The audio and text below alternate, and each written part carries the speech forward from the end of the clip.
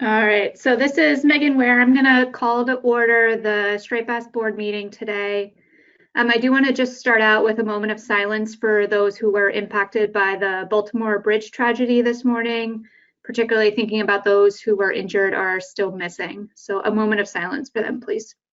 All right, thank you. We're going to move on to approval of our agenda for today's meeting. Are there any additions or modifications to the agenda? I am not seeing any hands raised, so I'm going to have the agenda approved by consent. We'll move on to the approval of proceedings from January 2024. We did have one edit to the proceedings from a board member correcting a date reference. The proceedings incorrectly stated that addendum 6 was approved in 2009 when it should have been 2019. So we will make that edit. Are there any other edits to the proceedings from our January meeting? Okay, seeing no hands raised, the proceedings with that correction are approved by consent. We'll move on to public comment. This is for items that are not on the agenda today, and I'll be looking for raised hands on the webinar to indicate a desire to make a public comment. So is there anyone from the public wishing to make a comment for an item not on the agenda this morning? I am not seeing any hands raised. I'm just confirming that with Tony and Emily. I also don't see any hands. Okay.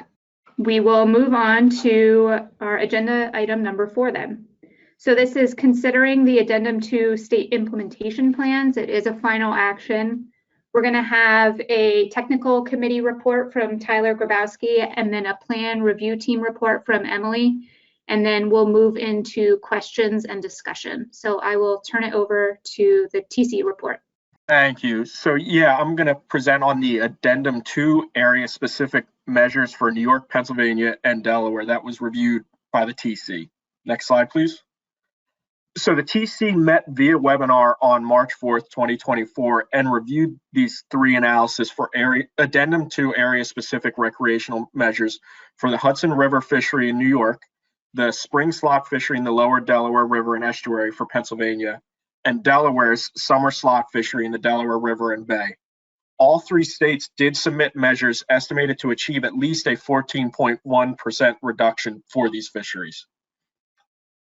And so the methods followed by each of these 3 states followed typical methodologies to estimate reductions for these proposed striped bass measures. Each state did use available fishery dependent and/or fishery independent data to characterize the size of available striped bass within these given fisheries. Each state then calculated a percent change in removals based on change in harvest and release mortality. And Pennsylvania also accounted for a bag limit reduction in their analysis. The TC during this meeting did note that there were significant data limitations, particularly for the Pennsylvania and Delaware fisheries. The Pennsylvania fishery is small compared to coastwide removals, and there is no fishery-dependent data associated with this fishery. MRIP does not cover Pennsylvania waters, and Pennsylvania currently does not have a logbook program enacted within their waters. For Delaware, there is a low number of MRIP intercepts, especially when looking at one wave within their fisheries. However, the TC did note that all 3 states did use the best available data given these data limitations.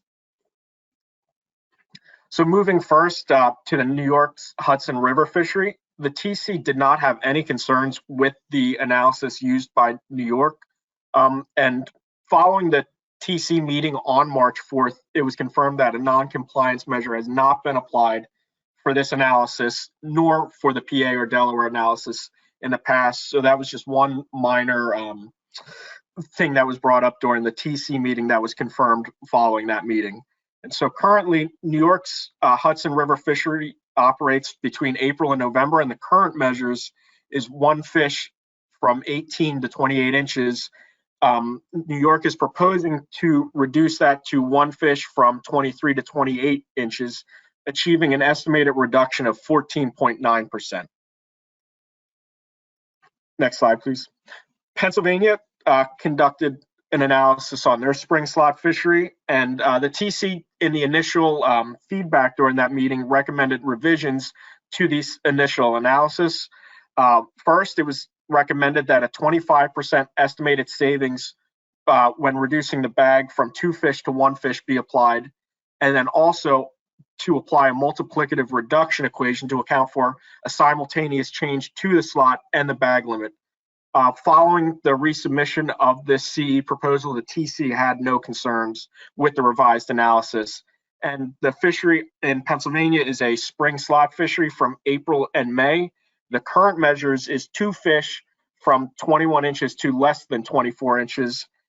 Pennsylvania is proposing to change that to 1 fish at 22 inches to less than 26 inches, achieving an estimated reduction of approximately 19.3%. Next slide, please. And then finally, Delaware is proposing to change their summer slot fishery. There were no concerns with the Delaware's summer slot analysis, which occurs, or summer slot fishery. And this fishery occurs during the months of July and August in the Delaware River and Bay. Their current measures are 1 fish from 20 inches to 25 inches, and their proposed measures are proposed to be 1 fish at 20 inches to 24 inches, achieving an estimated reduction of 15.4%. That concludes the TC summary. I believe Emily said to hold the questions following the review of the Addendum 2 implementation plans. Thanks, Tyler. This is Emily. As the chair mentioned, we'll go through both of these presentations. So as the chair of the plan review team, I will provide an overview of the PRT's review of the Addendum 2 state implementation plans. So these implementation plans for Addendum 2 were due on March 1st, and then states are required to implement measures by May 1st. And so the PRT met via webinar on March 12th to review these plans. So this table outlines the requirements of Addendum 2. So for the ocean recreational fishery, the required measures are 1 fish at 28 to 31 inches with 2022 seasons. And then, as the TC chair just mentioned, for specific recreational fisheries in New York, Pennsylvania, and Delaware, Addendum 2 requires measures designed to achieve a 14.1% reduction in those areas. And then for the Chesapeake Bay recreational fishery, the measures are 1 fish at 19 to 24 inches with 2022 seasons. And then if a state allows recreational filleting of striped bass, Addendum 2 has 2 requirements. First is that racks must be retained and possession be limited to 2 fillets per legal fish. And then for the commercial fisheries, both the ocean and the Chesapeake Bay, the Addendum 2 measures are a 7% commercial quota reduction from the 2022 quota levels with the 2022 size limits. So with that, I will review the PRT report on these plans for each of those categories. So for the recreational size limits, bag limits, and seasons, the PRT found no inconsistencies. The PRT did note that 4 states implemented a less than 31-inch upper bound in the ocean recreational fishery, which is slightly more conservative than the required inclusive 31-inch upper bound. And then the PRT also noted that Maryland and the Potomac River Fisheries Commission are eliminating their striped bass spring trophy fisheries as of May 1st. And this is more conservative than the Addendum 2 requirements, which are to maintain 2022 seasons. And then Maryland is also eliminating its late May Susquehanna Flats fishery. Regarding the implementation timeline for the recreational size and bag limits, Pennsylvania is proposing a delayed implementation until 2025 for their April-May new slot limit and bag limit. Pennsylvania noted that changing the slot size in the middle of their 2-month April to May season this year would be procedurally burdensome, and they noted that it may lead to angler confusion and non-compliance and enforcement issues. And then Pennsylvania also noted that the current measures are already published in their 2024 fishing summary. Moving on to the recreational filleting requirements, the specific requirement that would limit possession to 2 fillets per legal fish is missing from some of the state implementation plans. And the PRT also noted that some of the state regulations around filleting are not entirely clear. So first, Maryland and Virginia do specifically allow filleting, and they require racks to be retained, but they did not specify in their implementation plan that 2 fillet limit requirement. And then there are some states with sort of regulations that generally say the striped bass length must not be altered, the striped bass should be measurable, and or have the head and tail attached. So for Connecticut and North Carolina, those 2 states allow filleting under their regulations, but they are missing that 2 fillet per legal fish requirement. And then Delaware, DC, and PRFC interpret their regulations as filleting is not allowed, and therefore that 2 fillet limit is not applicable. And the PRT noted here that that interpretation was not entirely clear given the current regulatory language. And then again, regarding the implementation timeline for the filleting requirements, Pennsylvania is proposing a delayed implementation until 2025 for the possession requirement of 2 fillets per legal fish. Pennsylvania noted that their existing regulations do cover the first requirement to retain the racks. And then to add the second requirement, they are proposing to go through their full Pennsylvania Fish and Boat Commission rulemaking process, which would require more time. And then moving on to the commercial fisheries, the plan review team noted that Maryland, Virginia, and PRFC have not implemented the 7% commercial quota reduction for their 2024 Chesapeake Bay commercial fisheries. And then Maryland also has not implemented that reduction for their 2024 ocean commercial fishery. These 3 jurisdictions noted in their implementation plans that their commercial fisheries started prior to Addendum 2 approval. And so the commercial tags had already been distributed for this fishing year. The 3 jurisdictions noted that if there is an overage in 2024 above the new Addendum 2 reduced quota level, then these 3 jurisdictions would pay back that overage. PRFC and Virginia also noted that their commercial landings in recent years have been below the new Addendum 2 quota level, so they are not anticipating any overage in 2024.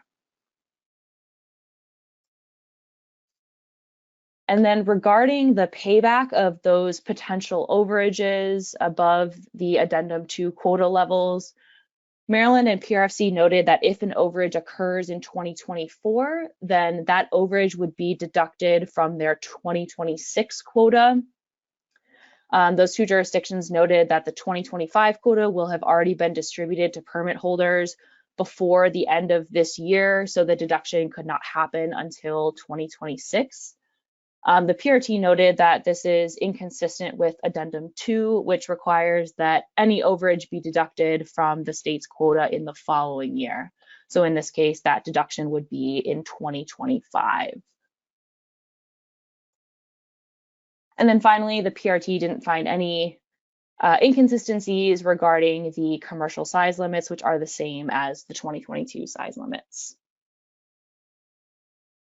And that's all we have. We're happy to take any questions. Great. Thank you, Tyler and Emily, for those presentations. So how I'd like to structure our discussion this afternoon is just start with any clarifying questions that board members may have for Emily and Tyler on the PRT report and the TC report. Next, what I'm proposing is we'll move into a board discussion where we can talk about the commercial measures, the rec measures, rec filleting, and that would be an opportunity for states who want to respond to the PRT report. If your state was mentioned, that's an opportunity for you to comment. It would also be an opportunity for states to ask questions of other states. And once we're done with the board discussion, then we will move into motions. So that's how I'm hoping to structure our webinar today. So we'll start with any clarifying questions for the TC or the PRT on their report. I am not seeing any hands, Tony or Emily. Just want to confirm that with you. I am not either. You just got a member of the public raise their hand. Do you see that one? I do not see that. Let me. If you click on the, I would just Yeah. want to try to help you click on the outline of the hand that is like a black outline. That should send it to the top if you click on it twice. Yep, I see it now. Thank you. Okay. I'm going to stick to the board for now, but once we get to motions, we can consider any comments from the public. So are there any questions from the board? Okay, seeing none, I'm going to move us then into board discussion, and I'll start with the commercial measures, then I'll go to the recreational bag and size limit, and then recreational filleting. So starting with the commercial measures, if your state would like to make a comment in response to the PRT report, this would be an opportunity to do so. Or if you have a question for another state about their commercial measures in their implementation plan, this would be an opportunity to ask that question.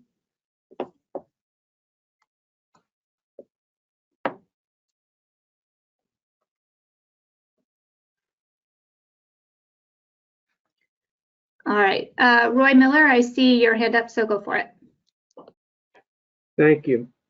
I would like to just ask if Mike Louisi is on, or whoever from Maryland. I noted in Virginia's proposal that they notified their commercial ocean gill netters about the new quota. Should we assume that it was too late for Maryland to do that, or they considered that not worthwhile to do this spring? Thanks. Thanks, Roy. I see Mike Louisi has his hand up, so Mike, go ahead and respond. Yeah, thank you, Madam Chair, and thanks for the question, Roy. So I think my answer to this will hopefully help address other concerns or questions related to the handling of the commercial quota, both on the coast, in the ocean, and in the Chesapeake Bay for Maryland. So both our coastal ocean fishery and our Chesapeake Bay fishery are managed through an individual transferable quota system. And the seasons, while there are closed periods for both the coastal and the Chesapeake Bay throughout the year, the seasons are managed based on an annual allocation of quota that starts on January 1st and doesn't end until December 31st of that same year.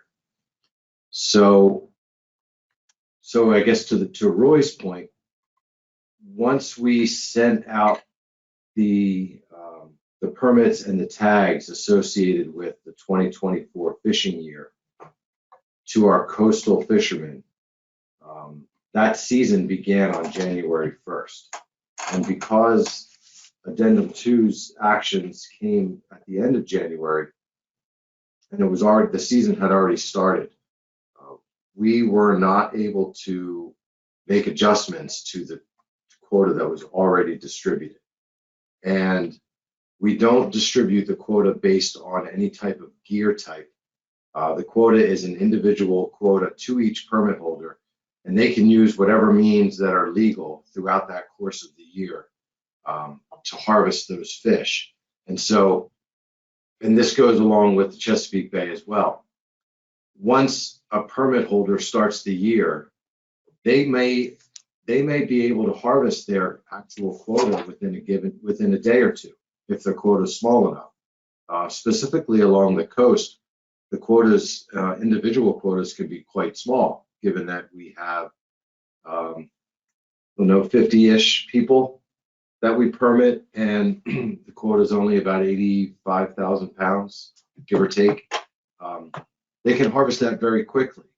And we didn't feel that once that within the season, it was fair to take quota away from individuals who didn't have the opportunity to harvest those fish prior to Addendum 2's implementation. And since we're still discussing implementation, and the implementation isn't due till May 1st, we're allowing for the harvest of the fish that we distributed to each of our permit holders beginning on January 1st. But I will say that the Addendum 2 quotas, both in the Chesapeake Bay and on the coast, are what we are using for management purposes. And that gets us into the potential for overages, which I can address if others have questions on that.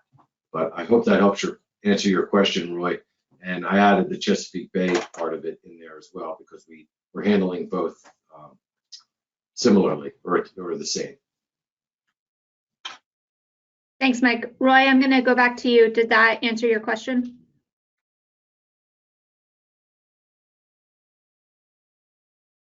Megan, I muted him. I just have to find him again because he left his microphone open. Sorry, hold on, here we go. No All worries. right, go ahead, Roy. And then Roy, when you're done talking, if you can make sure to remute yourself, I won't. Okay, Pardon Tony. me again. Sorry. That took care of my concerns. Thank you, Madam Chair. Great. Thanks, Roy. Pat Gear, I see your hand up, so I'll go to you next. And then on deck is Dennis Abbott. Thank you, Madam Chair. I'm happy to say that our board today approved all the recreational measures, as well as the reduction in the ocean quota effective. So that will be effective before May 1. We did not do the bay quota because of similar reasons that Mike talked about. Our season is an ITQ like it is in Maryland. The season opened on January 16th. We have over 300 folks with bay quota, and about 75% of them had already picked up their tags. So it was impossible for us to get those tags back. We were able to do it in the ocean because we only have 29 individuals, and only one of them had picked up the tags prior to Addendum 2 being approved. So we were able to adjust that and get that in on time. So we only kept, our quota over the last 5 years, we're only catching about 77% of our quota. So we're confident that we're gonna be below that 7% reduction this year. If it appears that we're getting close towards the end of the year, we could, and we're monitoring it. We have electronic reporting. We may be able to do an emergency closure probably in, if we had to, probably in early December. Thank you, Pat. Dennis Abbott? Yes, thank you, Megan. Two questions for Mike Luisi, if I may. Mike, did you not consider last fall that as we were preparing Addendum 2 that there would probably be some cut, and could that not have influenced your decision on how many tags you distributed? That's the first question. The second question is, would you have the ability later in the year, if your catch reporting shows you reaching your quota, to close the season in order to eliminate the possibility of exceeding the quota? Is that a possibility for you? Again, I realize that you not have been catching the quota for the past few years, and we probably have more of a paper problem than we do have a real life problem on the water. But I think we're also bound to keep up with the requirements of the addendum. So I'll leave it at that and ask if you can answer both of those questions, Mike. Thank you. Mike, I see your hand up, so feel free to go for it. Yeah, thanks, Madam Chair. Yeah, I'm happy to try to address that. So to the first question about whether or not we considered taking action prior to the decisions made during Addendum 2 during the final meeting in January. And I will say that we discussed it. However, not knowing where the board was going to ultimately lie, given that the commercial fishery is a much smaller piece of the puzzle when we're talking about mortality on striped bass, and the fact that commercial quota reductions was not even part of the initial intent of Addendum 2.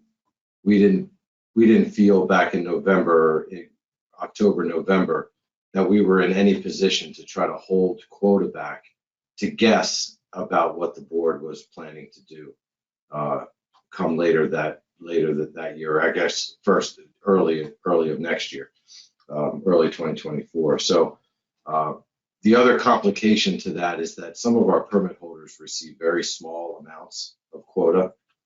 And for instance, if we were to hold back, if we held back by 10%, 5% of the quota, we might be in a situation where a fisherman has already harvested his allotted allocation for 2024, but we still have on the books for that person a 5-pound permit that he could harvest one more fish.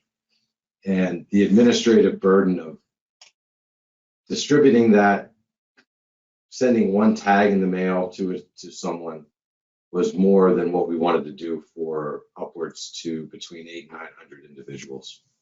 So we decided that without the understanding of where the board was ultimately going to fall on this, that we would manage 2024 as it was. And I will use this opportunity to state again that this was all part of the addendum development, and that in August and in October, I was very clear on the record that any further delay of this action was going to lead to this type of situation in our state. So hopefully that helps with the first question. The second question, Madam Chair, can you remind me of what that second question was, if you remember? Sure. I think it was, could you monitor reporting in season and then close the commercial fishery early if it looks like you guys are approaching your new quota? Yeah, I mean, we have harvest records that come in within some type of timely information. However, given that we have the individual quota system and our fisheries open all the way through the remainder of 2024, we would not close the season in the middle of the season, even if it were close to the end. Fishermen are of the understanding that they have the full year to harvest their allocation that's granted to them by our agency. And by considering the closure, we could create more of a frenzied approach that we were trying to get away from in our old management system into the new ITQ system. So the answer directly to that is no, we would not consider closing. Thank you, Mike. Thank you, Mike. Next, I see Emerson Hasbrook.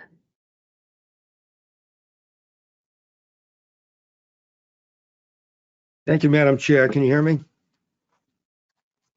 Yes, we can. Okay, thank you. I had several questions. Two of them were the same questions that Dennis just asked. But even with the answer to those questions, right now, I cannot support approving the implementation plans for Maryland and Potomac River Fisheries Commission, particularly the component that says that they're going to delay any possible overages to be subtracted in 2026.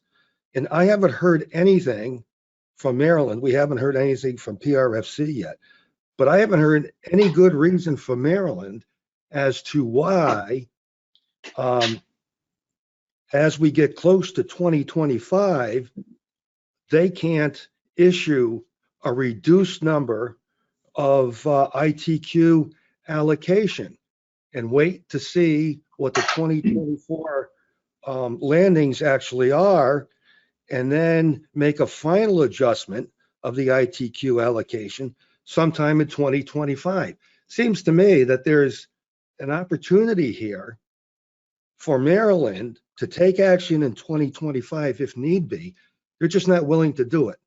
So unless I hear something else, I can't support approval of that implementation plan. Thank you. Thanks, Emerson. I'm going to turn that into a question maybe for Maryland or PRFC to respond to. Mike, I see your hand up. Do you want to just take this opportunity to talk about the overage payback? Sure. I'm just going to leave my hand up from now on, Okay. given that the only issue that everyone seems to have regarding this addendum and the implementation is with Maryland. So I'll just leave my hand up and answer questions as they come at me. So I just wanted to be clear that this all could have been, we could have done something completely different had the board taken into consideration the administrative burden that finalizing addendum 2 was going to have on our state, and having implementation of the commercial quota management fall within the middle of the quota year for our state. And I guess I can probably speak on behalf as well as with Potomac River Fisheries, because they're in the same boat. So it's not that we're not managing the new addendum 2 quota. I just want that to be clear. The 2022 quota for the state of Maryland was 1,445,394 pounds. That was what was distributed this year in 2024. I'm sorry, that was what was distributed. We are managing at a -7%. So we're managing a quota of 1,344,216 pounds. And so if you look at those numbers, it's about 100,000 pounds, just give or take, we'll round it off. So we've overextended by about 100,000 pounds. Now, there have been years in the past where we have been within 10% of the quota. We had a year just a few years ago where we were short by 15%. It comes and goes with the market. We can't know, what's going to happen by the end of the year. We're only in March at this time, but we are managing to the 1.344 million pounds. Now, we are just now gathering all of the information.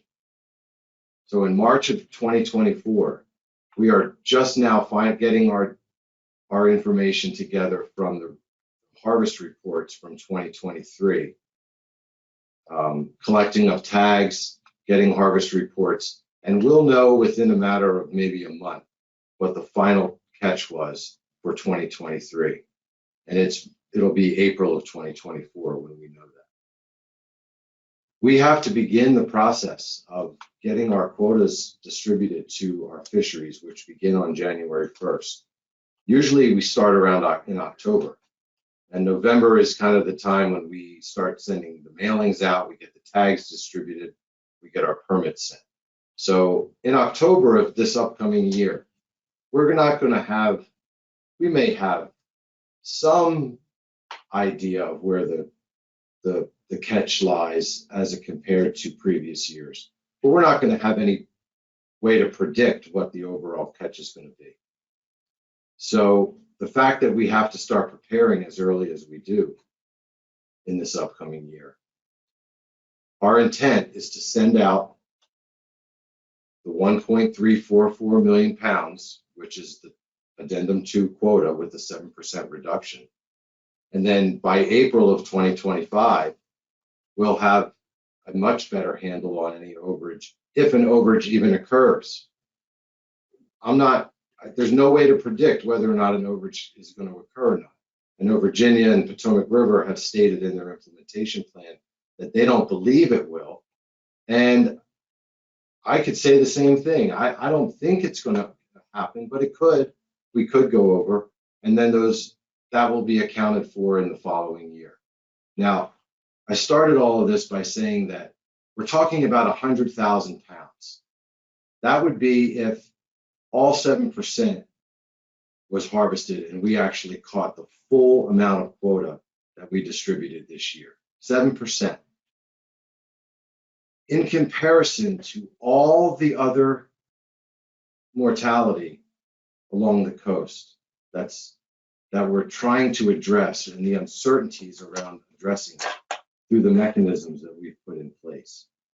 I really hope that this board is not going to sit back and decide that the state of Maryland, who has we're doing everything we possibly can to get ourselves in a position to best manage this population and this stock. That you're going to find us out of compliance because of an administrative burden that could have been, that didn't have to be part of this discussion had we just made decisions a little differently back in January. And so, we're not going to jump through hurdles and hoops to the point of exhaustion with the resources and the staff that we have to address what might be a 20,000 pound overage in a particular year's catch. But we have no idea what that overage is going to be. So I really hope that you all can see that we are doing our best to try to get in front of the issues at hand. But we are not in a position with the resources that we have and the amount of fishermen that we are dealing with, to do this overnight. And I hope that within a year's time, we will find ourselves at the point for which we aren't over harvesting the resource, and we'll be able to make the necessary changes within a year's time and address overages in a much more expedited and more prepared way. Thank you. Thanks, Mike. Did you have something more, Mike? Okay. So I'm just going to do some hand cleanup here. Dennis Abbott, I see your hand raised. Is that I don't know if that's a new or old hand. So if that's an old hand, great, thank you. So the only other hand I see raised is David Borden. So David, I'll go to you for a question on the commercial measures, and then we'll move on to rec measures. So David. Yeah, thank you, Madam Chair. The question is, this has been a little bit of a reoccurring problem for the board in terms of the timing of the Chesapeake actions. And I guess my question is, has the PDT at any point looked at and developed options that the board could consider in the future to avoid this type of situation? Has that type of discussion ever taken place? So that, I think, is a question of staff or the chair. And then if the answer is no, then the second question is it possible to have the PDT do that and report at a subsequent meeting? Thank you. Thanks, David. Emily, I'm going to pass that question to you. Sure. So no, the PDT has not had specific discussions about timing of measures for different fisheries. Those discussions have really occurred, I think, at the board level in terms of, based on the timeline of a particular addendum, what that means for potential implementation. I'm not sure, I'll turn to Tony, if the PDT, if that would be a discussion the PDT could have soon without another management action coming up. So I'm not sure if we would have that discussion now, or if that discussion should be included in whatever the next round of management action ends up being. Emily, I think that maybe the PRT could discuss it when you review compliance reports this summer as to the best timing of things or to provide some recommendations to the board. Perhaps that would be, at least that would be a group that would be getting together in a more timely fashion, perhaps. That If sounds would good. work. I could put it on the PRT's agenda for this summer.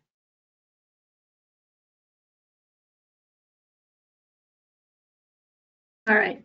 Thank you, David, for that question. We did get a flurry of hands raised. So what I'm going to do is I'm going to focus on folks who have not had an opportunity to speak yet. David, I saw your hand go back up. Did you want to respond, or you're all set? I'm all set. Thank you very much. That answers my question. Okay, excellent. So I'm going to focus on folks who have not had an opportunity to speak yet. So first I'm going to start with Ingrid, and then Doug Grout, you're on deck. Thank you, Madam Chair. And ultimately, I would just like to echo some of the comments made by both Maryland and Virginia, and that we're in a very similar boat. So pretty much in a very similar situation with Maryland, and that our fishermen these seasons are set and they take advantage of different portions of the season. And for PRFC, our tags are distributed by gear type. So ultimately, certain gears, I wouldn't know and have final numbers until the following spring to know how to take a reduction. And that again is past the time that we have issued. We have about 320 licensees in the Potomac River, and about 65% of that was already issued and in hand and fishing actively by the January meeting. So we didn't have capability of holding tags back. And additionally, PRFC is not an ITQ in the sense that Maryland and Virginia are, where we don't have the ability to send letters post distribution of tags to amend their quota, their individual quota. So that's really not an option for us. So that's why we put in the payback in the 2026 season, where we can enumerate and properly reduce quota. But then we're also similar in Virginia's situation in that from year to year, we only utilize 60 to 70% of our quota. So it's very unlikely that we would surpass that in this year. So I just want to say that for the board consideration. Thank you. Thanks, Ingrid. Doug?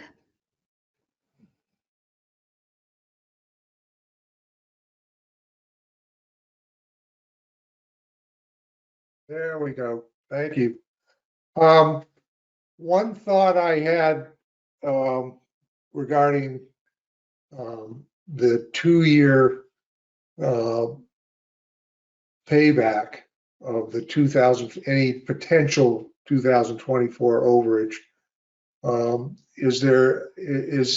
Would it be possible for Maryland and PRFC to, at the end of or in the fall of 2024, issue a portion of their I2Q tags, say 80%, and then once you get your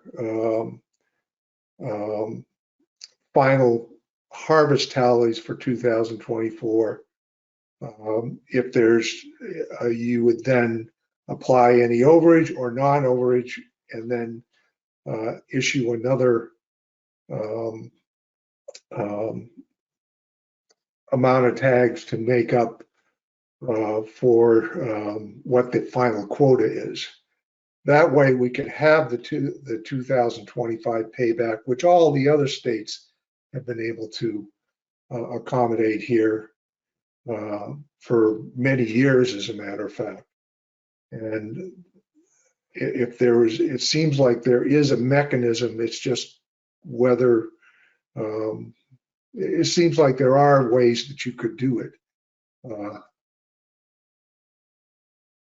That's my question. And then that's my first question.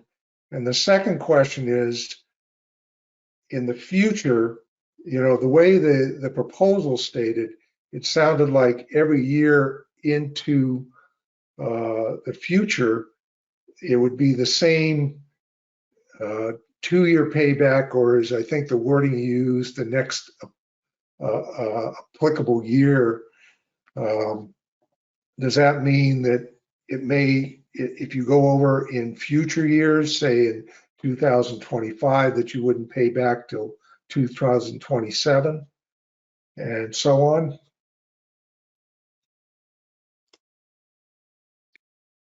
Mike, I see your hand raised. You want to respond to those questions?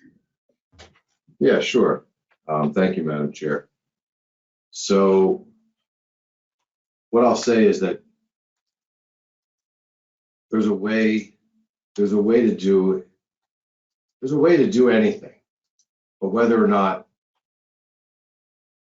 it's worth the challenges, both administratively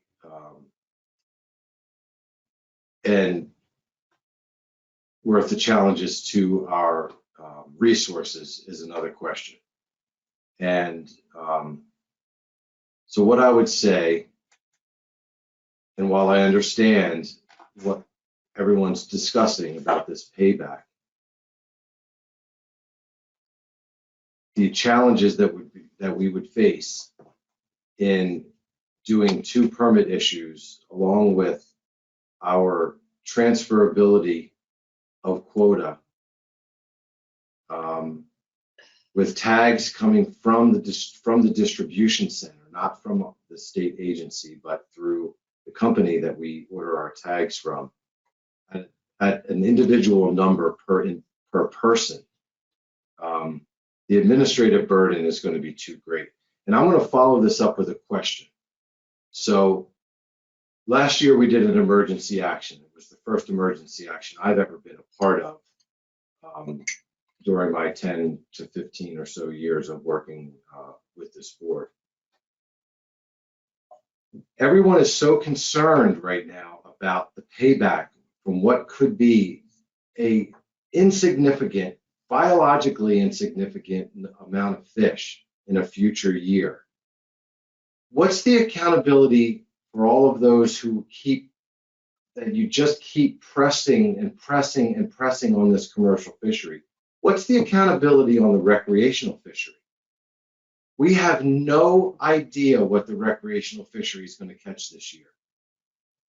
We're not going to know until well into 2025 what the estimates are going to be for recreational catch. Does that mean that once we find out that the recreational fishermen are going to have to take reductions immediately upon the understanding that they may have overachieved what it was that we set out to do as far as changing rules? Is that realistic to think that you're going to get the recreational community to make an adjustment in real time? No, it's not realistic. Neither is it realistic to expect an agency in charge of an enormous number of people who rely on this resource commercially, and the administrative burden to deal with all of these suggestions of how to do something. One doesn't work with the other. It's too burdensome. The word burdensome was used earlier today. Pennsylvania said it was too burdensome for them to do the necessary reductions for 2025. So they're going to, I'm sorry, 2024. So they're going to move things to 2026. But that's not being challenged. We might be talking about 10,000 pounds. We might be talking about, such an insignificant number of fish and a payback that it's not, at the end of the day, we're still achieving the desired result of managing a much reduced quota from the previous quota. And we're going to do our best to do that. And, I feel like I keep repeating myself over and over again, but, in all due respect, the questions are the same. We are not going to jump over hoops, and we cannot do it. We don't have the resources to do it. Just like certain states said they don't have the ability or the resources to put in season closures in this coming year because it was going to be too much for them to try to take on in too quick time. We don't have the resources to do what's being suggested here. And I hope that folks can understand that. It has nothing to do with what we'd like to be able to do. It's about what we have the resources to do. And I appreciate the taking that into consideration. Thank you. I think, Megan, I think I answered the questions. I hope I did. If there was another one out there that might be lingering up, I'll try to be more quick in my answer for anything in the future. Thanks, Mike. And I think, Doug, to your second question, it sounds like the PRT may have an opportunity to review this, just like the general overage payback provisions later this year. Doug, did those answer your two questions? I still see your hand up.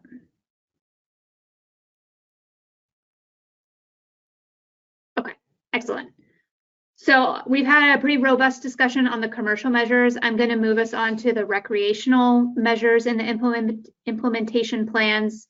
And I'm going to start just with recreational bag and size limits. And as a reminder, I believe the only note from the plan review team was Pennsylvania's request for a delayed implementation on their April and May fishery. So I'll turn to Pennsylvania to see if they would like to comment on that, and then it's an opportunity for folks to ask questions. I'm going to separate out recreational filleting. We will do that next. So Chris, I see your hand up. Feel free to make a comment. Yes, thank you, Madam Chair. I appreciate the opportunity here to comment. So just some general rationale for consideration for the delayed implementation that Pennsylvania is suggesting. So the Pennsylvania recreational fishery is extremely small compared to any overall coastwide removals.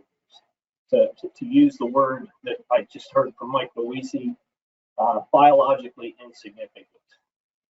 It's a seasonal spring fishery, and striped bass are only, well, they're not available, I'll say, to anglers in PA waters during a large portion of the year. I would also just reiterate that we used the best available data that we had to come up with the reduction that was determined because there's no fishery dependent data as Emirates doesn't sample in PA. However, I will add that anecdotally and based on best professional judgment, observations from our law enforcement and biologists in the area, anglers largely practice catch and release. That being said, some more specific rationale for delayed implementation of the spring slot limit specifically. So the spring slot, as was mentioned, runs from April to May. It's a 2-month period. So changing the legal harvestable slot in the middle of a 2-month season would certainly be procedurally burdensome and likely lead to angler confusion and non-compliance enforcement issues. The current regulation, as Tyler provided in his presentation, is 2 fish from 21 to less than 24, and that's published in our summer book of regulations that anglers receive for purchasing a fishing license. So it certainly would lead to some confusion and non-compliance, and we're talking about a 1-month period.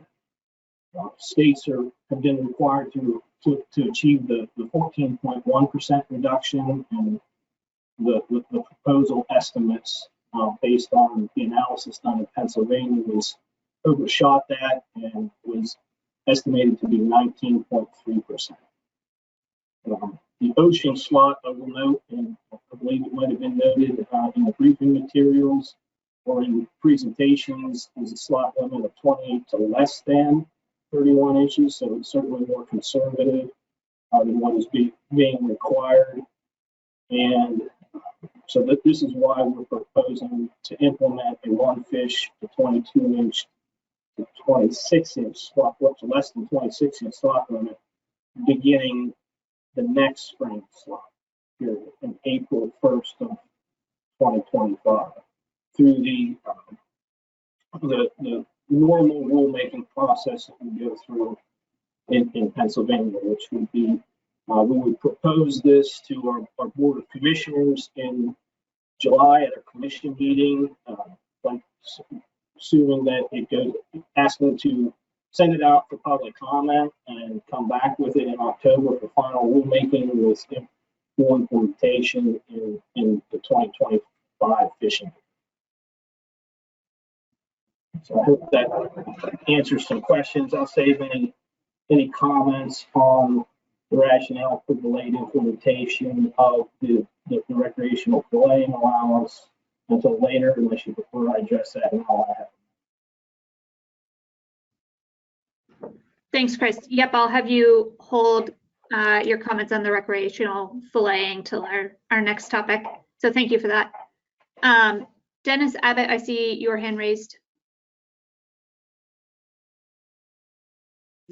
Yes, thank you, Megan. I was going back, Mike Luizzi, he posed in his last comments, he actually had a question, and I was going to respond somewhat to his question about, this not being a large number of fish and so on and so forth. But I'd like to just comment that, there's a keen awareness of what's been going on in the striped bass fishery for some years now.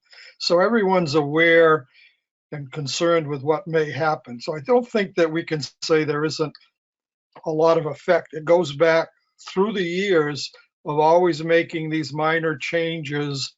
And as I said years ago, it's like death by 1,000 cuts. And I think it's imperative that when we implement a management plan, that we stick to the management plan, and the states, fortunately or unfortunately, have to do whatever it takes to be in compliance. Thank you. All right, so I'm looking for any hands on the recreational bag and size limits. So I think this is really an opportunity for folks to ask questions of Pennsylvania if you have any. Emerson, I see your hand raised. Thank you, Madam Chair. And on my end, at least the audio was not so good during Pennsylvania's presentation. So my question is then, is Pennsylvania taking any reduction in 2024, or are they not taking any reduction at all and are proposing to not take a reduction until 2025? Thank you. Chris, you're welcome to respond to that. Thank you, Madam Chair. Thanks for the question, Emerson. Yes, Pennsylvania is taking the overall reduction by reducing the slot year-round in the non-tidal portion of the Delaware, West Branch Delaware River to the 28 to 20, or 31 inch to less than 31 inch slot limit, and also in the Delaware River and estuary tidal portion outside of the spring slot period that we were discussing. So we enacted that back in January of this year. Follow up, please. Yep, go ahead, Emerson. So what is that reduction? What's the reduction amount by taking that action? Thank you. So that's the 14.1% that the ocean slot limit was required for the recreational fisheries. All right. Any other questions on the recreational size and bag limits? Emerson, I still see your hand up. So if you're all done, if you could put it down. Great. Thank you so much. Okay. Seeing no more hands raised, I'm going to move us to recreational filleting. So again, this is an opportunity for any states who want to comment or respond to the plan review team report on recreational filleting, or if you have a question for a state on their recreational filleting measures. John Clark. Thank you, Madam Chair. I just would like to respectfully disagree with the findings in the PRT that our regulation in Delaware is doesn't clearly disallow or prohibit filleting at sea. I don't understand how you can, even though our regulation, which says you cannot keep a striped bass, that you cannot alter the total length of a striped bass in any way, was not specifically written about filleting at sea. It was more about just altering the length of a striped bass to get it under the size limit. And looking at it, I just don't understand how you could fillet a fish at sea and not alter its length. So I figured that was good enough to prevent us from allowing filleting at sea, and thus we're compliant with the plan. Thank you. Thanks, John. Next, I have Justin Davis, and then on deck is Chris Batsavage. Thank you, Madam Chair. So similar to John's comment, I feel like our regulation in Connecticut clearly prohibits the possession of more than 2 fillets per legal fish. Our regulation states that any striped bass landed or possessed cannot be altered in such a way that the fish cannot be measured. The way our law enforcement has interpreted that rule and enforced it to date is that anglers can fillet a striped bass at sea. They just need to bring back the rack with the fillets so that the rack can be measured to determine that the fish was of legal length. From my standpoint, if you're in possession of 3 or more fillets, then you also need to be in possession of the rack that those fillets came from. Otherwise, you are in possession of a striped bass that has been rendered unable to be measured. So I can't see a way under our current rules where someone could legally be in possession of more than 2 fillets per legal fish. I could see an argument that, well, somebody could come back to shore with a rack and several chunks of what used to be a striped bass fillet. If they, weren't very good at filleting the fish or had a dull knife, and then, could sort of claim, oh, all this came from, one fish, but it's several pieces of fish. I think there we're getting into an issue where we don't have a clear definition of what is and isn't a fillet. I think it's something where if we all looked at a fillet, we would sort of say, yeah, that's a fillet from a fish. But if you're in possession of more than 2 pieces of fish from a single fish, without absent any definition of a fillet, I think then you're in possession of more than 2 fillets. So I feel like our rules clearly preclude a situation where somebody could come back to shore with more than 1 striped bass legally landed. I think about all the other species we manage. We don't have rules for any of the other species explicitly stating that you can only have 2 fillets per legal fish. I've never run into a situation where our law enforcement has told us, we ran across somebody with 40 black sea bass fillets, but unfortunately, since there's not a rule saying you can only have 2 fillets per legal fish, we weren't able to, make a case on it. So just from my standpoint, I think the rules we have in place clearly already preclude the possession of more than 2 fillets per legal fish.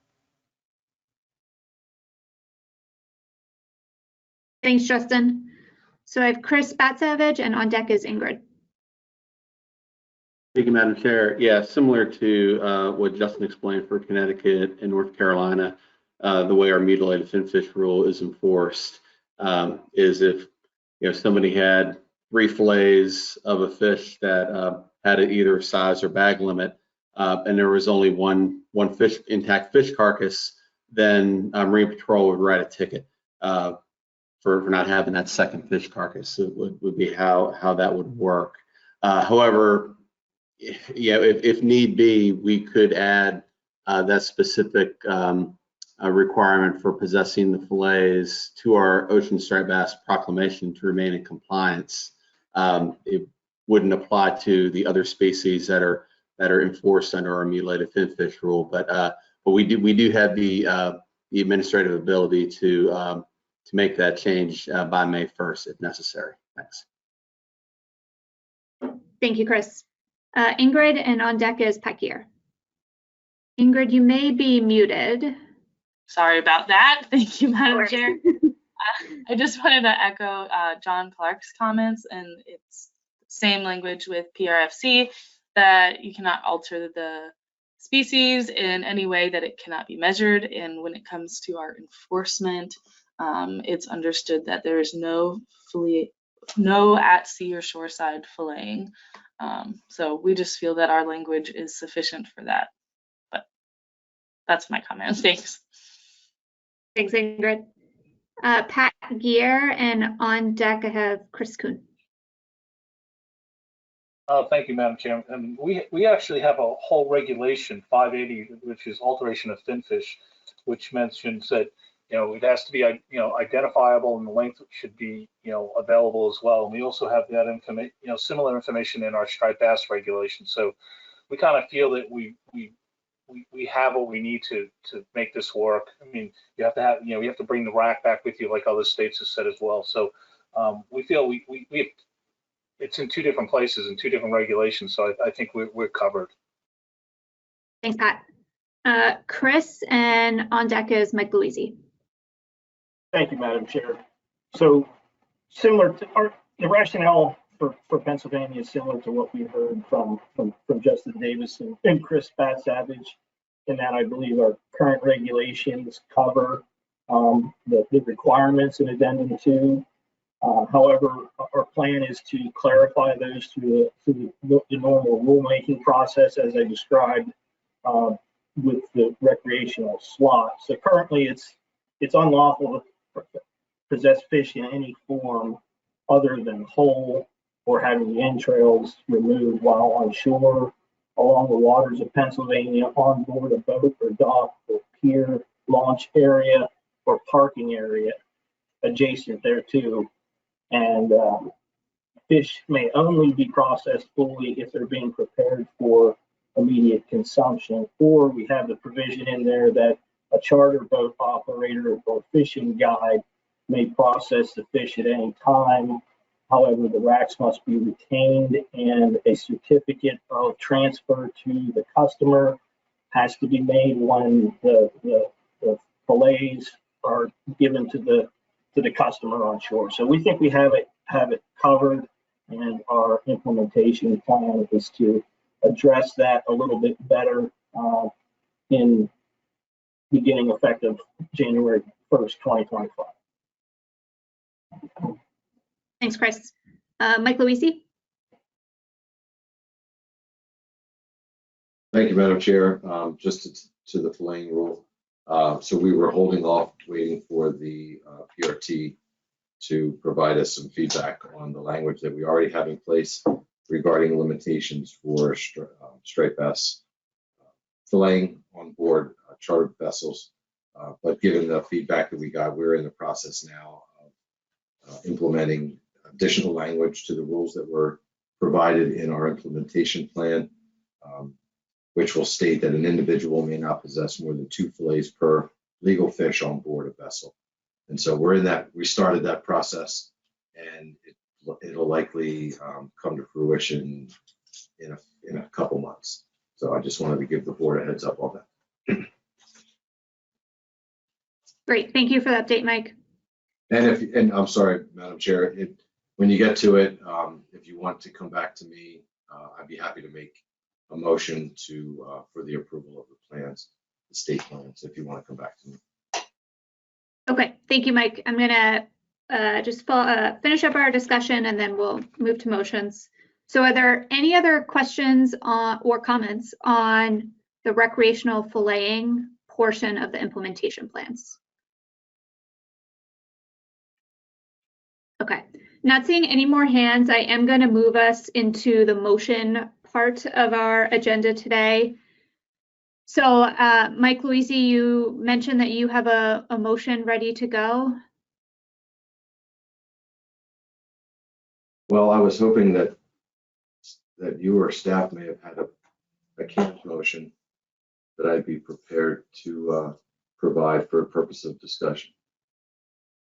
Okay. So this just,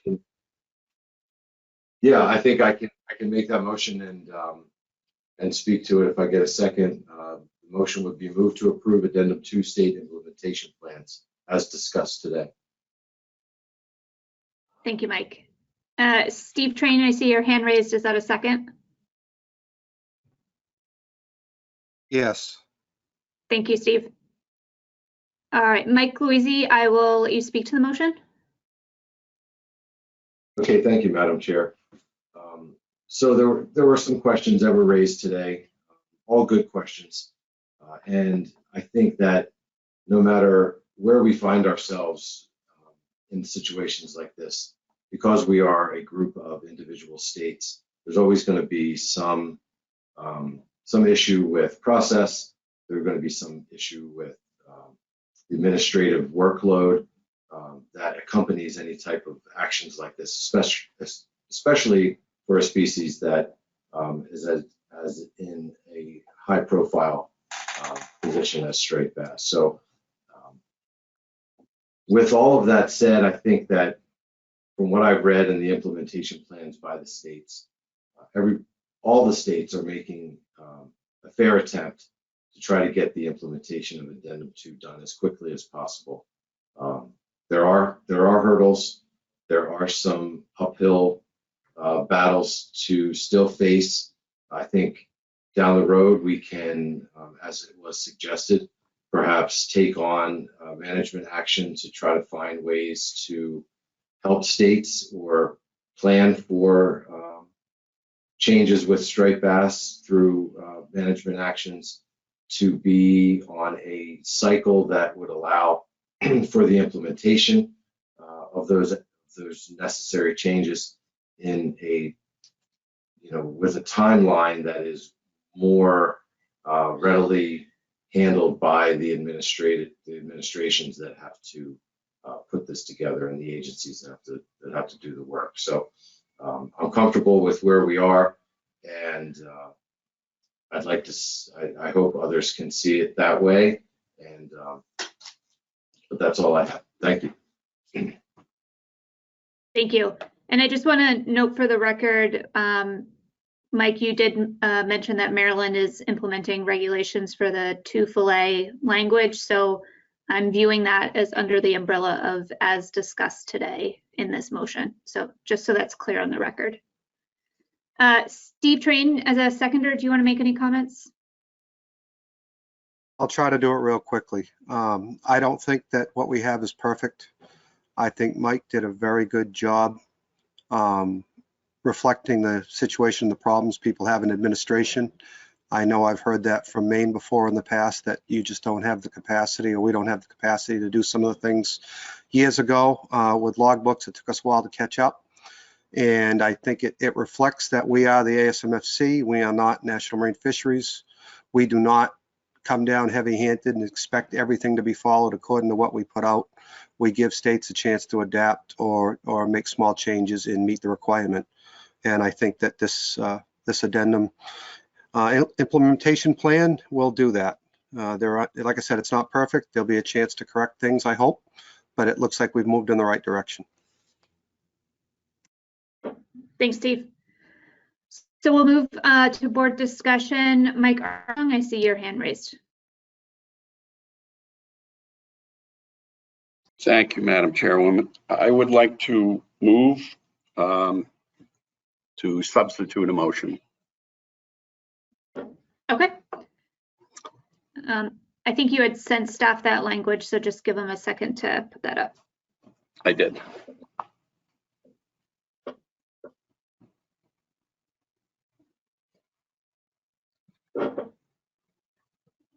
All right, if you could read that into the record, Mike.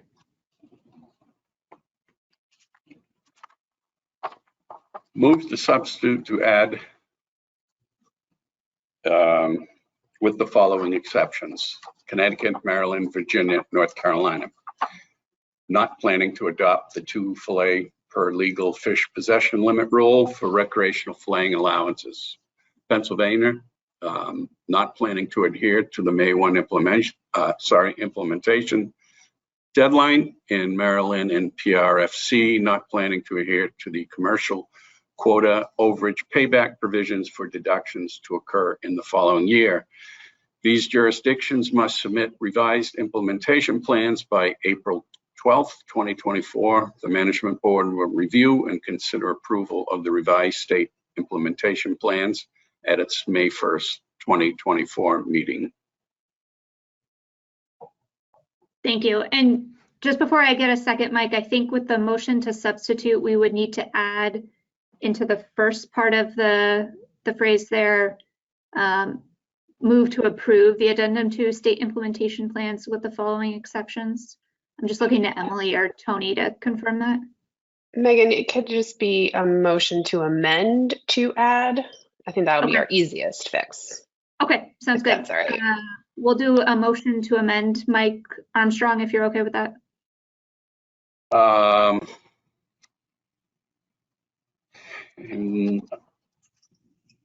Hold on just a second.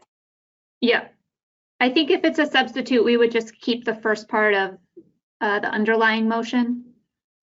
I think I would rather have it a substitute, and it becomes easier to discuss. Okay. So this is a motion to substitute, and it would be motion to substitute to approve, et cetera, et cetera. And we'll just give folks a chance to make that change. Okay. So we have a motion by Mike Armstrong. We're looking for a second. Emerson, are you seconding this motion? Yes, I will. Okay. Mike Armstrong, would you like to provide some rationale as the maker? Sure. I apologize. This much complicates things, but as Steve Crane just said,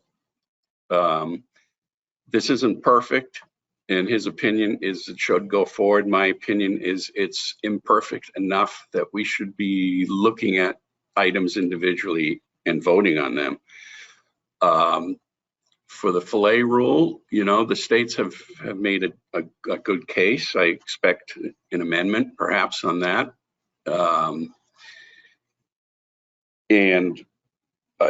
What's not included is the lack of reducing the quota in the Bay States, because I'm not terribly concerned with that because they will get in it for next year. What I am concerned is the lack of payback for next year. It is a biological concern, and it's been in effect since 1995 from Amendment 5 that payback is in the following year. At some point, we need to follow the rules that we have made. So I think that's, I'd like to see a vote up and down on some of these things and further discussion. Okay, thank you, Mike Armstrong. Emerson, as the seconder of the motion, would you like to make a comment? Yes, thank you, Madam Chair. I agree with what Mike just said, particularly in reference to the FMP that requires payback in the following year. And, you know, I understand what Mr. Luisi has been talking about. I understand that there's some administrative hurdles. I have some sympathy for those administrative hurdles. But what I heard was from Maryland is not that they cannot do it, but they won't do it or don't want to do it right now, meaning come up with a process to have any particular payback occur in 2025. And I'm also going to just add that if the commercial implementing a reduced commercial quota was such an issue with Maryland and Potomac River Fisheries Commission, I don't know why they didn't vote for status quo on the commercial quota back when we had this vote at our winter meeting. And that's a rhetorical question. Thank you. Okay. Thank you, Emerson. So as was alluded to, you can make motions to amend on substitute motions. So what I like to do is focus on perfecting both of the motions we have via amendments, if there are any, and then we will vote on the two motions to substitute. So I'm going to start with the underlying motion, and Tony or Emily, if I'm doing this incorrectly, let me know. So I think we'll start with the underlying motion and check in to see if there are any motions to amend the underlying motion. So that is the motion by Mr. Luisi, seconded by Mr. Train. All right, so going down the list here, Justin Davis, do you have a motion to amend? Thank you, Madam Chair. I do, but I think it's probably a motion to amend the substitute motion, so I'll wait if that's appropriate at this point. Yeah, let's do that. Let's just make sure there's no motions to amend the underlying motion. Thanks, Justin. I'll write your name down and come back to you. Mike Luisi, do you have a motion to amend your motion? You're all set. Okay. Dennis Abbott, you have a motion to amend the underlying motion? No, but I'm confused at the moment. How can we vote on the underlying motion, which would approve the state implementations as discussed today? I don't know that all of us or any of us are prepared to approve the implementation plan as discussed today. So I seemed to me, I thought we would be dealing with the substitute motion first. Thank you. Thanks, Dennis. I think my understanding is on a motion to substitute, we perfect both sides of the motion. I suspect all of the motions to amend will be on the motion to substitute. I'm just trying to double check that. So Chris, is your hand up for a motion to amend the substitute motion? No, it is not, Madam Chair. I had a qualifying question. Okay, go for it. So I'm just trying to understand the Pennsylvania portion of the substitute motion. Is that to apply only to the spring slot fishery, or is that also the recreational filleting allowance? Because it doesn't say here, and I heard the maker of the motion indicate that the rationale provided for the filleting allowances was sufficient. Thanks, Chris. Great question. Mike Armstrong, I'll go to you as the maker of the substitute. Do you want to clarify the Pennsylvania bullet point?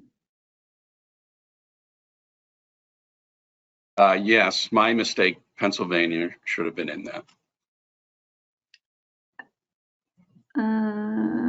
So Pennsylvania should be both in the first bullet point as well as the second one. I think Chris's question, or if I'm interpreting Chris's question, is the May implementation deadline applying both to recreational filleting and the April-May rec size limits for their slot fishery?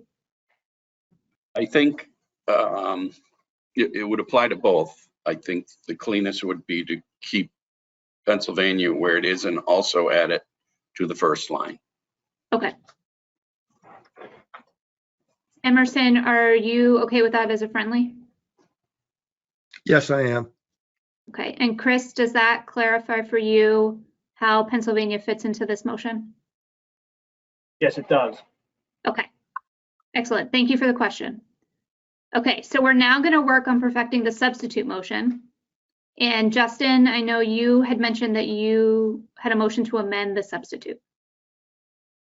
Yeah, thank you, Madam Chair. So I move to amend the substitute motion by removing the first bullet referencing the filleting rules.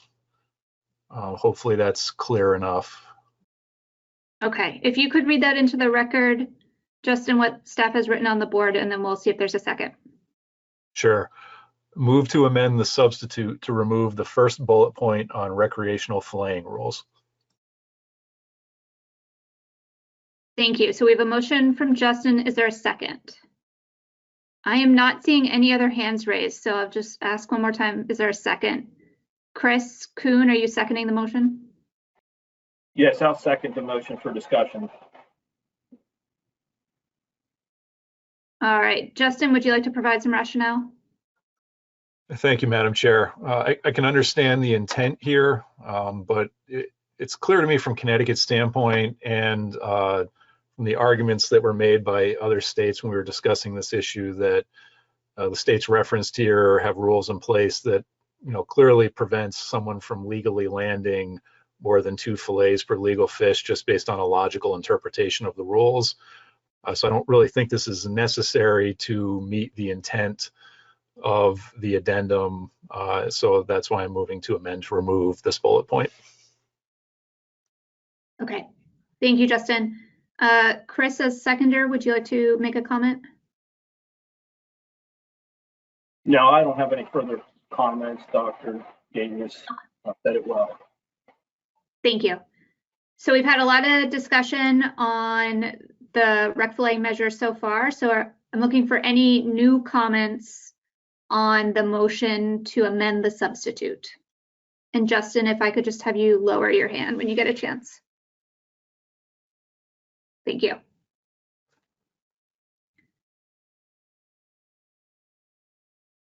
Okay, I'm not seeing any hands. So I'm going to give a 2-minute caucus period since I know we're on webinar and caucusing can be challenging. So 2 minutes to caucus. If a state needs more time after 2 minutes, if you could just raise your hand, that would be helpful. Thank you.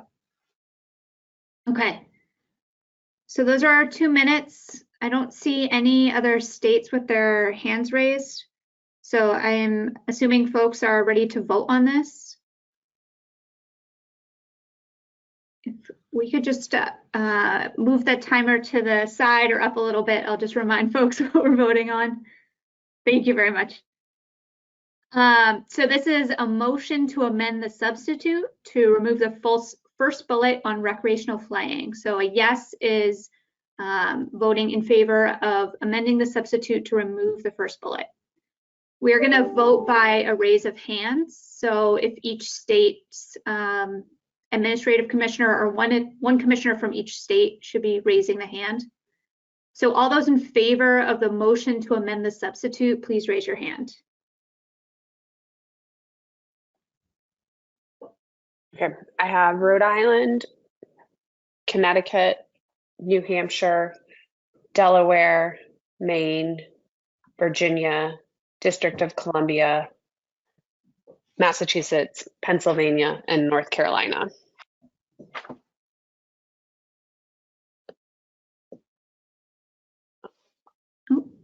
Thanks, Tony. John, I did say Delaware, right, Megan? Sorry. You did. I did not okay, do thanks, a good Emily. All right, thanks, Emily. Okay. So all those opposed to the motion to amend the substitute, please raise your hand.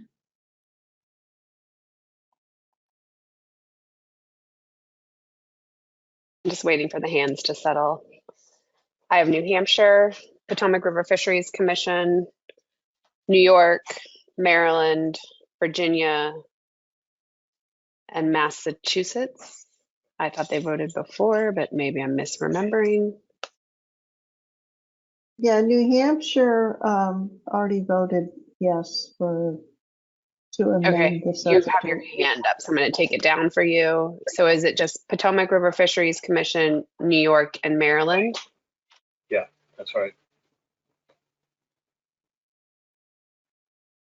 That's right. Okay. I had my hand down. I don't know how to say anything. So. Pat Gear, your microphone is open. No. Well, I was going to say initially you said Virginia, but we voted yes. Okay, your hand had been raised, so we'll remove Virginia. It's just those 3 entities. Okay. I will put the hands down for everybody. Are there any abstentions? No on fisheries? Any no votes?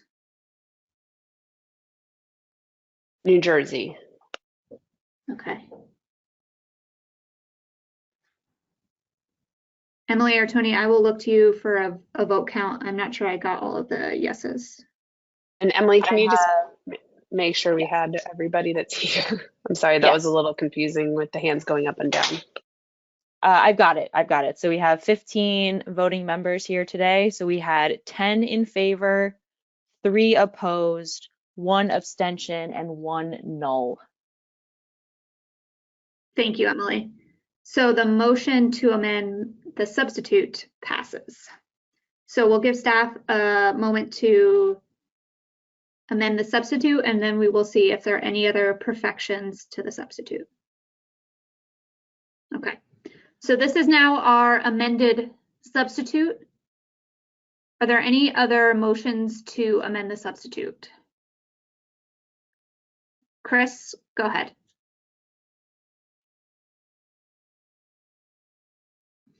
Yes, thank you, Madam Chair. I move to amend the motion to remove the first bullet on Pennsylvania planning to adhere to the May 1st implementation deadline. If I get a second, I can provide some additional rationale. Sorry, I think I might have just been muted. Was there, John Clark, are you seconding the motion? Maybe not. Marty, are you seconding this motion? Yes, Madam Chair, I'll second it. Okay, thank you, Marty. So Chris, I'll go to you as the maker of the motion if you'd like to make a comment. So yes, I appreciate that. Thank you, Madam Chair. So I'll try not to be too redundant in my comments, but maybe clarify what I previously said a bit better. So Pennsylvania implemented the 28 to 31 inch slot limit in January that was required of the ocean fishery. That was for the entire river estuary and West Branch Delaware River. So we met that part of Addendum 2. We have the spring fishery, which is a very small fishery, not a lot of fish available. It's the only opportunity in Pennsylvania really for anglers to have some type of an opportunity to harvest. We worked through the analysis to come up with a reduction of 19.3%. We were only required to get to the target of 14.1%. We may or may not be able to implement this by May 1st. And so we may go through a large amount of administrative burden and hoops to jump through to try and get this done for, I don't know, 2-week period. And so I'm asking for, we're making a good faith effort at making this change for 2025, but I'm asking for consideration to alleviate some of this administrative burden that would come with a change that is not biologically going to be significant. Thank you.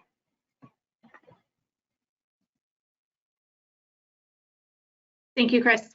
Marty Gary, as the seconder, would you like to make a comment? I think Mr. Kuhn said it well, Madam Chair. Nothing to add. Thank you. Okay, thank you. So we're looking for discussion on the motion to amend the substitute. Again, we've had a lot of discussion so far, so looking for new types of comments. Mike Armstrong, would you like to comment? Yes, I would. I guess, burdensome is not a reason not to put in regulations or try your darndest to. We have one of the biggest fisheries on the East Coast, and we change things midstream all the time. We've changed rules after our sport fish guide has gone out. We don't like it, but that's the way fisheries management works. So, if they come back May 1st and say, we're close, but we don't have it yet, sure, we can vote and say, that's all right, we'll give you another couple of weeks, but they got to keep going with a good faith effort for this year. Thanks, Mike. Any other comments on the motion to amend the substitute? Mike Armstrong, if I could just get you to lower your hand when you get a chance. Thank you. I'm not seeing any other hands, so again, we'll do a 2-minute caucus, and if a state needs extra time to caucus on this, please just raise your hand and we will allow that. Okay. I think admittedly Maine may need some extra time to caucus, so I'm going to ask for another minute on behalf of Maine. I appreciate everyone's patience. Okay. All right, I think folks are ready. So as a reminder, this is a motion to amend the substitute to remove the first bullet regarding the Pennsylvania May 1 deadline. So all those in favor of a motion to amend the substitute, please raise your hand. Okay, Delaware, Maine, New York, District of Columbia, and Pennsylvania. Opposed? Hold on, Megan, let me just put the hands down before, I'm gonna put everybody's hand down and those opposed are gonna have to re-raise their hands. Okay, ready My to. apologies. Yep. Okay, all those opposed?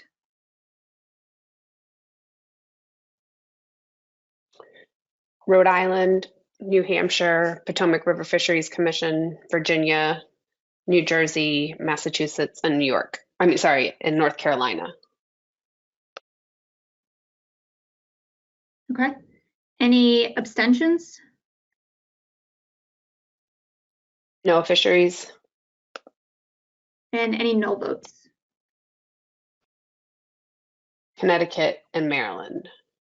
By my count, there were 5 in favor, 7 opposed, 1 abstention, and 2 nulls. Yep, I have the same numbers, Emily. So the motion to amend the substitute fails. So we are now back to our motion to substitute. Are there any other motions to perfect the substitute? Seeing no hands raised, I think this now would bring us to the point where we're voting on the substitute motion that's been perfected. Mike Louisi, do you have a motion to perfect the substitute?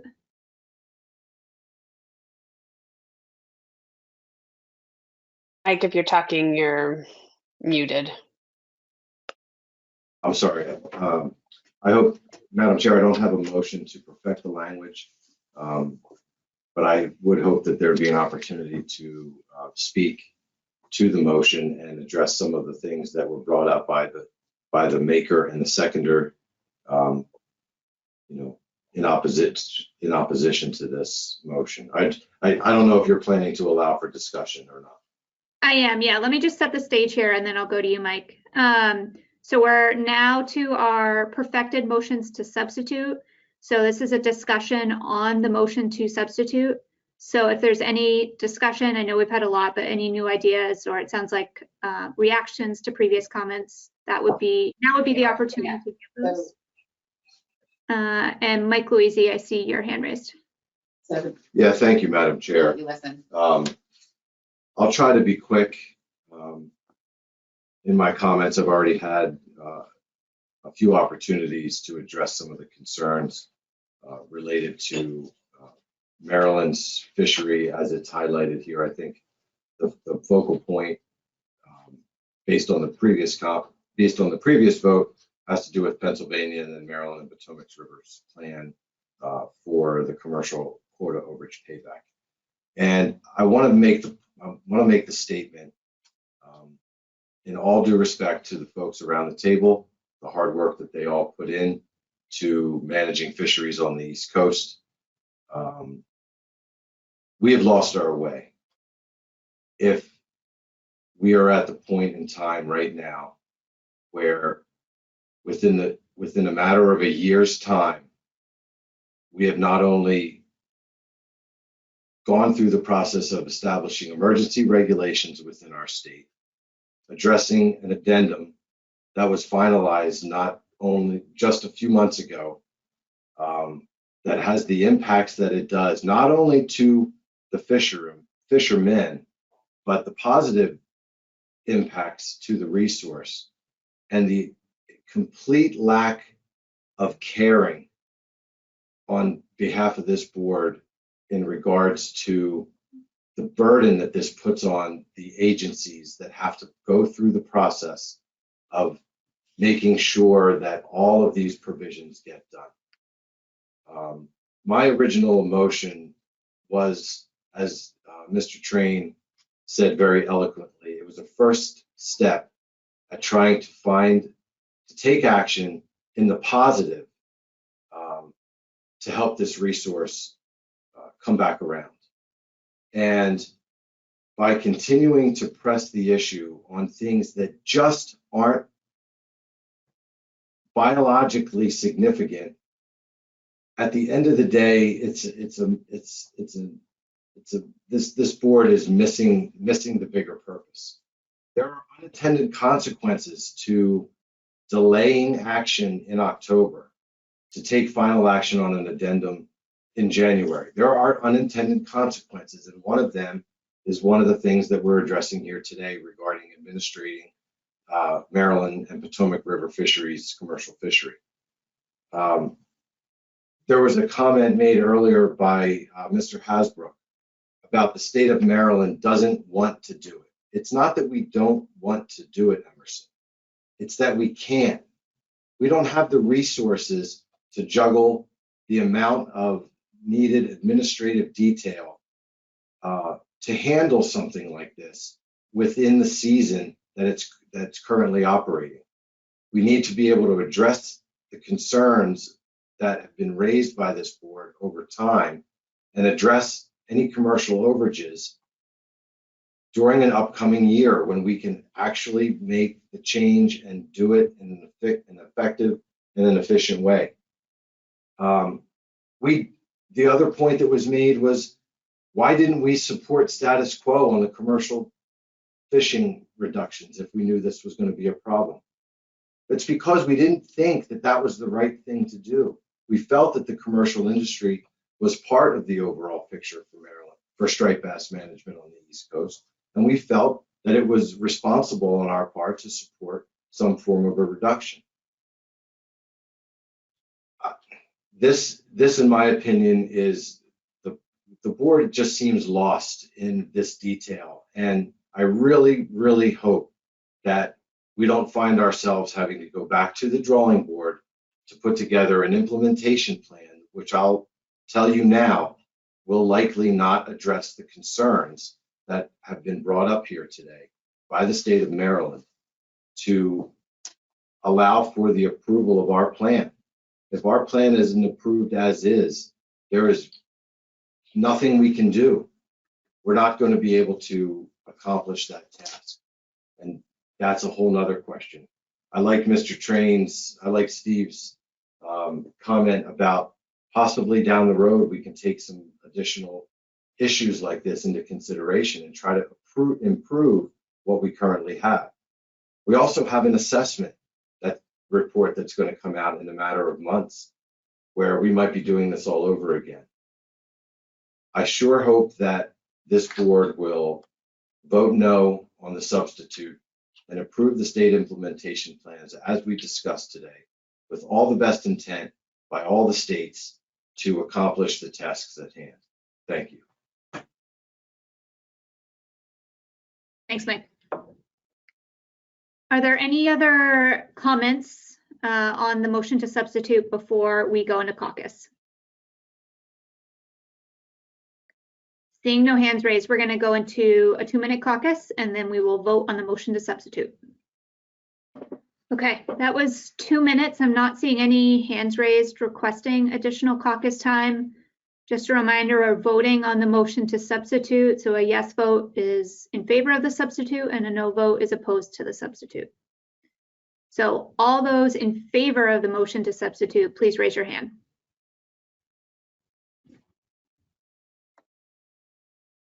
Rhode Island, Connecticut, New Hampshire, New York, New Jersey, District of Columbia, Massachusetts, and North Carolina. I'll put the hands down for everybody. Okay, we're ready. Okay, all opposed?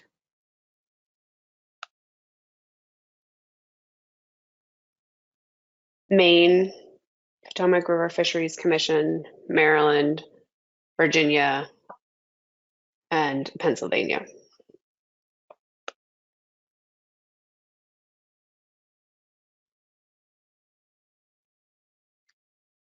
Any abstentions?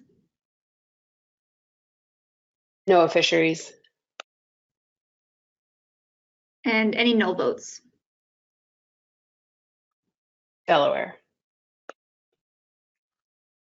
My count was 8 in favor, 5 opposed, 1 abstention, and 1 null.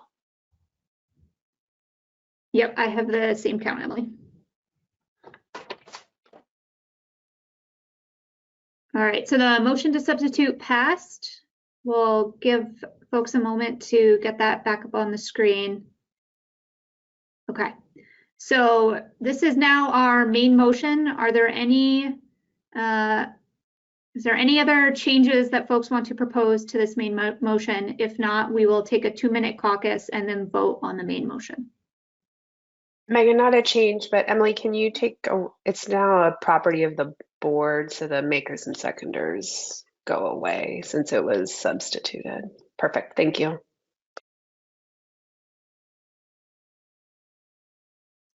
Okay, I'm not seeing any hands raised for amendments or substitutes.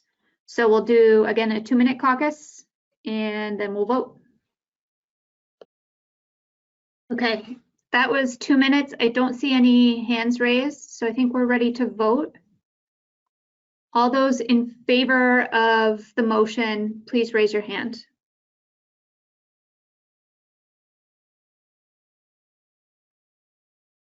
Rhode Island, Connecticut, New Hampshire, Delaware, Maine, New York, Virginia, New Jersey, District of Columbia, Massachusetts, and North Carolina. I'll put the hands down for you all. Okay, Megan?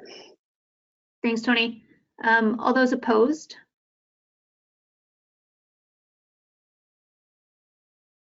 And I'll just flag, I think Virginia's hand is up. I'm gonna take it away. I saw that too. I was like, wait a minute.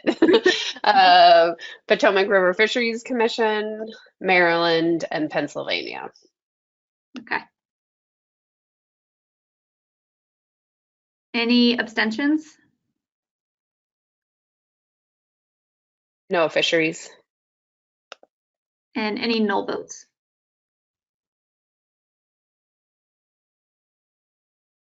No hands. Okay.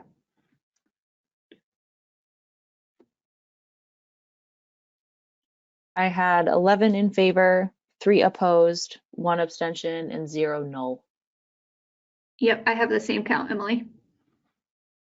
So the motion to approve the addendum to state implementation plans with the following 2 exceptions passes.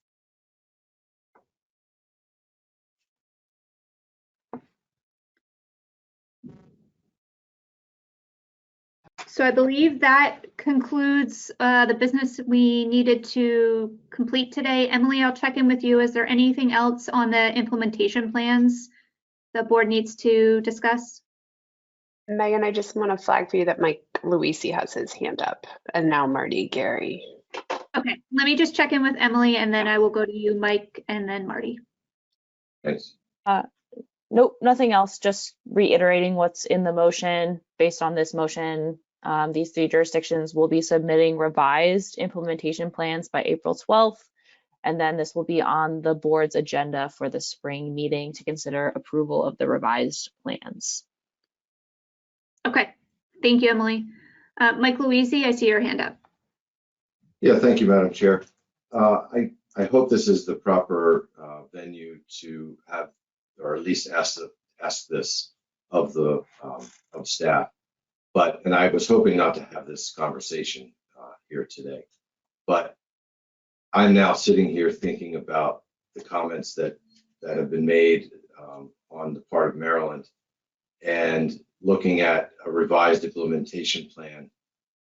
I don't know that we're going to be able to meet the what this board has put forth as far as our ability to make the adjustments necessary. So would it be appropriate to ask staff to provide for the board a detailed summary in a memo style regarding non-compliance, and when a state in this situation would be found out of compliance?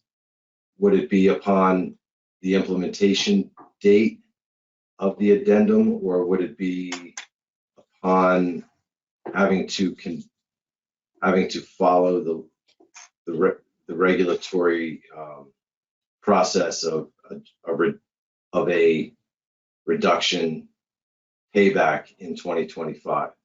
And the reason I ask is that all of this may not even be necessary if the 2024 Addendum 2 quota is not over harvested.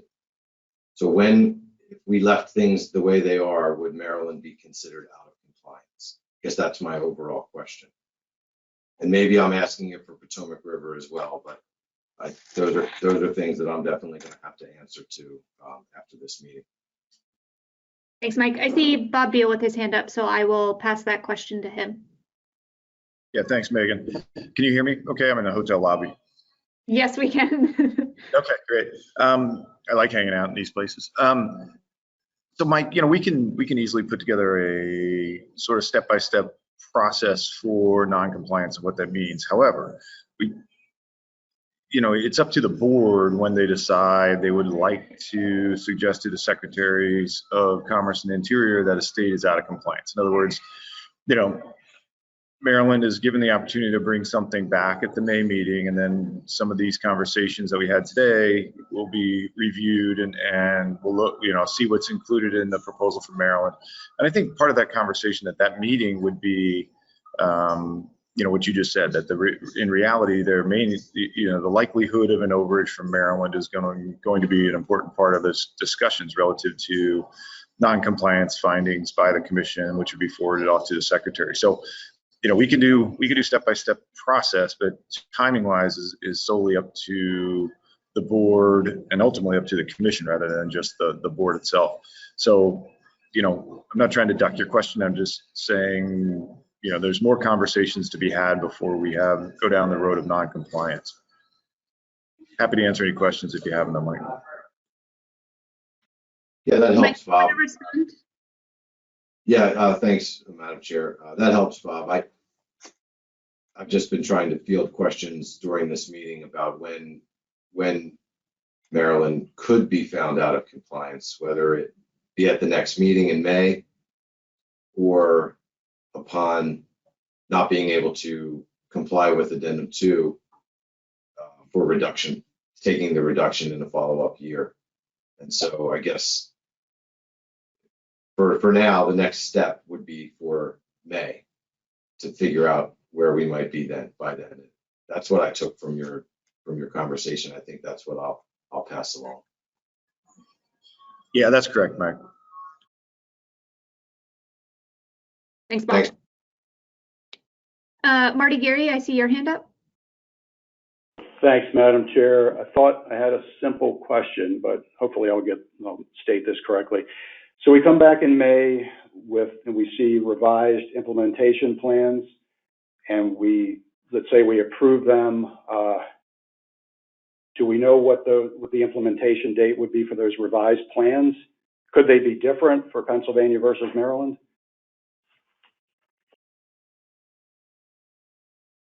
Emily, I may pass that question to you, or we can try and work it out together. Do you want help, Emily? Let me know.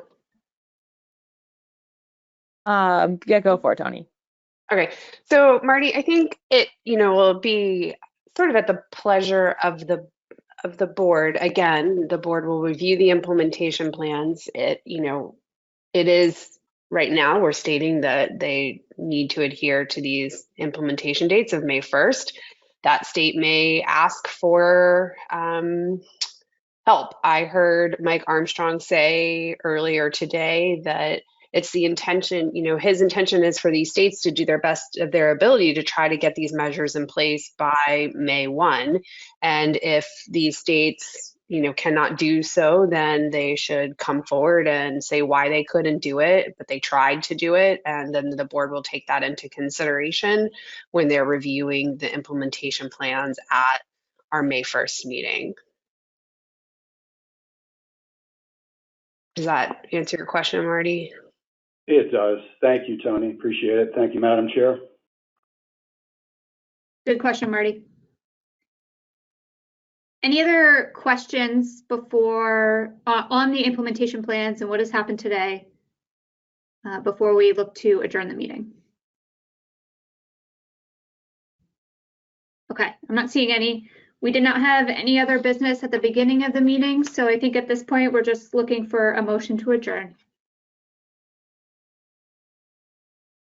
Doug Grau, I see your hand raised, and a second by Steve Train. Thanks, everyone. I appreciate everyone's patience today.